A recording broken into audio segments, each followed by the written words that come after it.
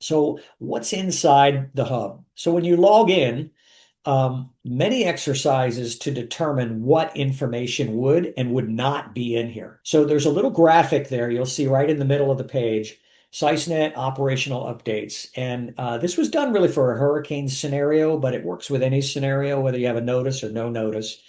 And so after about 100 data requests, the group decided, all right, let's focus on the most common asked for information sets by government and by industry.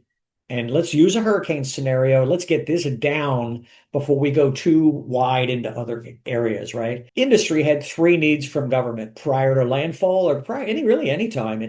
They need declarations and waivers from state government. Very critical. Many sectors cannot move without those documents on board because the minute they leave their state, if they're not licensed in, which many of them aren't, they're operating out of their operating authority and they have liability the minute they leave their state. So that document in their hands gives them permission to move across many states to the state that issued the declaration or the waiver is very important. Certainly sit reps, state road closures, the states monitor that, some much closer than others. That was a big thing during Helene.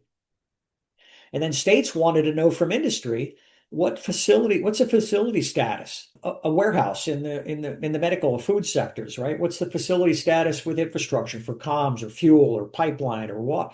This is really important. And they're not just going to throw that stuff out in an email. Information requests, we use that now for if there's a facilitated need, the sites can be used for getting people connected to resolve an issue. Certainly information and infrastructure disruptions. And it goes beyond that, but those are the six areas, right? Decks, waivers, and sit reps from states, facility status, information requests, and disruptions from private sector. That makes up the core of what is shared. In addition to that, right down in the middle of the screen are the latest four operational updates. That's a ticker tape. So as the latest one comes in, it shows up and the other old ones drop off, but go into a database, which we'll see in just a minute. In addition to that, updates, which is really the most unique part of the hub, are these operational updates. They are submitted by over 100 vetted state and private sector people that have been trained on how to submit information in. We'd like to invite some of you all to do that if you'd like. But in addition to that, down at the bottom of the screen are weather impacts, power outage, live data feed, live data on traffic, live data on facility status, and then in the upper right-hand corner is the operational directory. We'll talk about that for just a minute. Everybody that registers for the SISE agrees to the terms and conditions, liability and so forth, but they also agree to be listed in the directory.